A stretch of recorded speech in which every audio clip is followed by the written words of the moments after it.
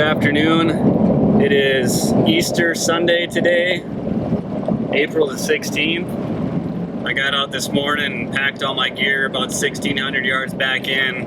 I watched a bird roost last night and I figured it had to be a lone tom. I've never really seen too many hens roost by themselves. But that bird pitched down and come out into the field this morning and it was a lone hen. And a coyote chased her around and chased her across the river, so nothing else gobbled. Didn't see or hear another thing all morning, so I decided to make a move, and I am on a couple-hour journey to a spot where I killed a doe in Montana with my bow last year.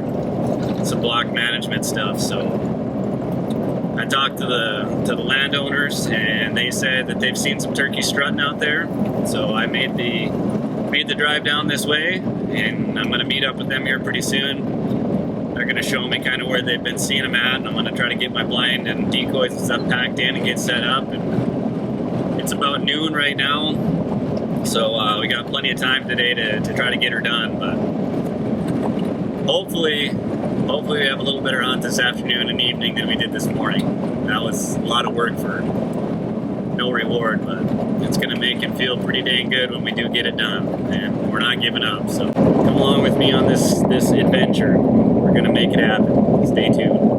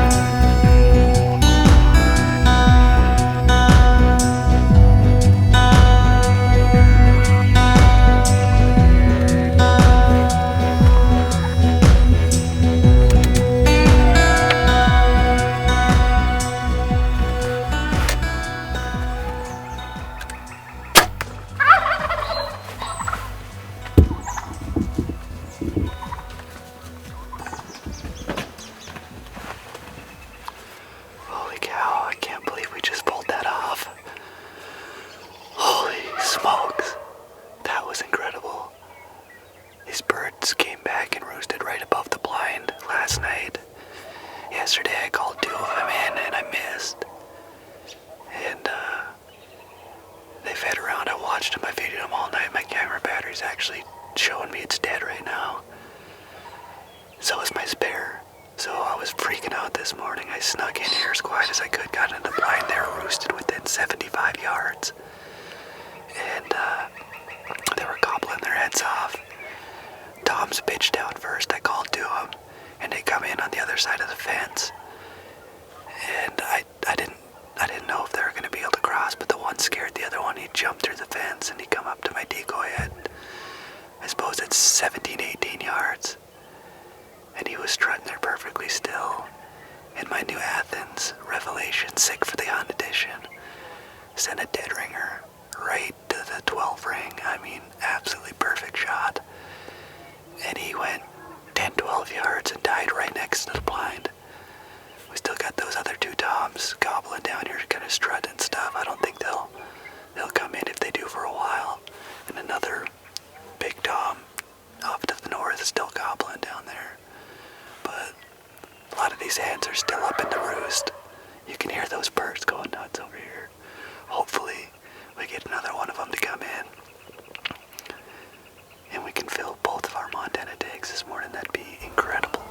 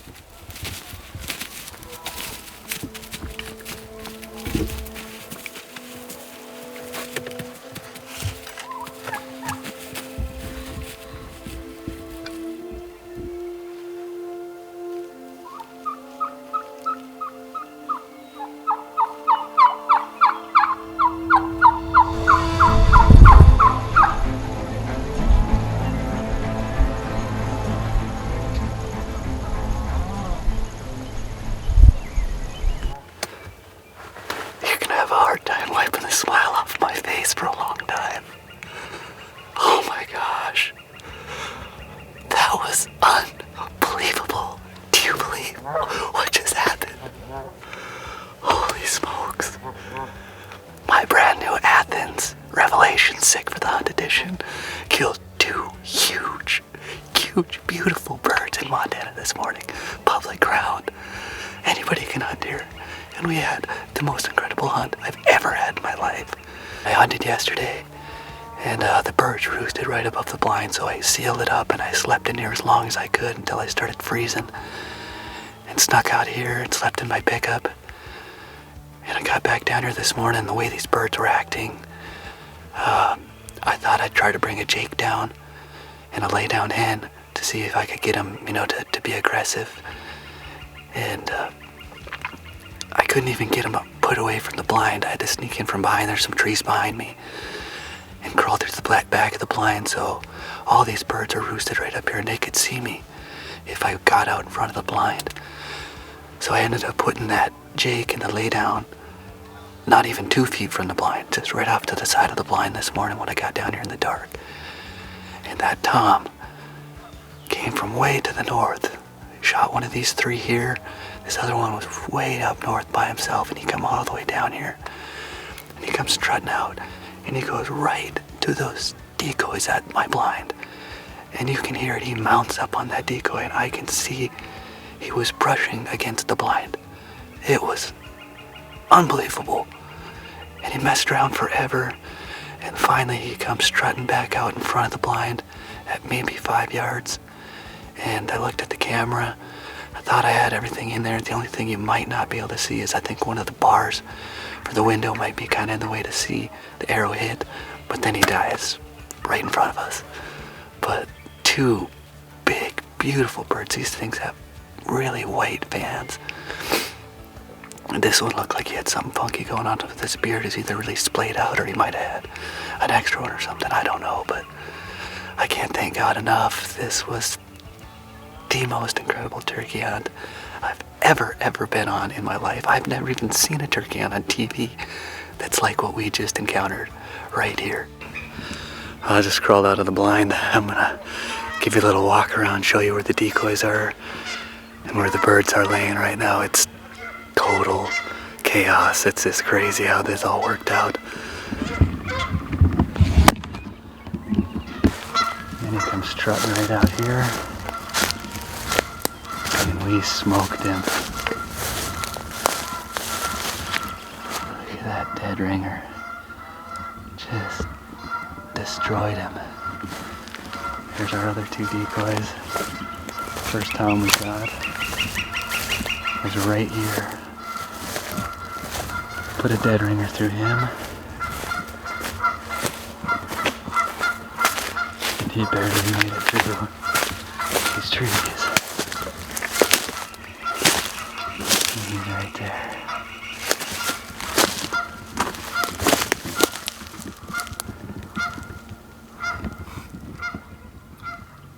Well, it's April the 17th, the day after Easter, and we just scored on an awesome Montana double on some block management ground that anybody in the world can hunt.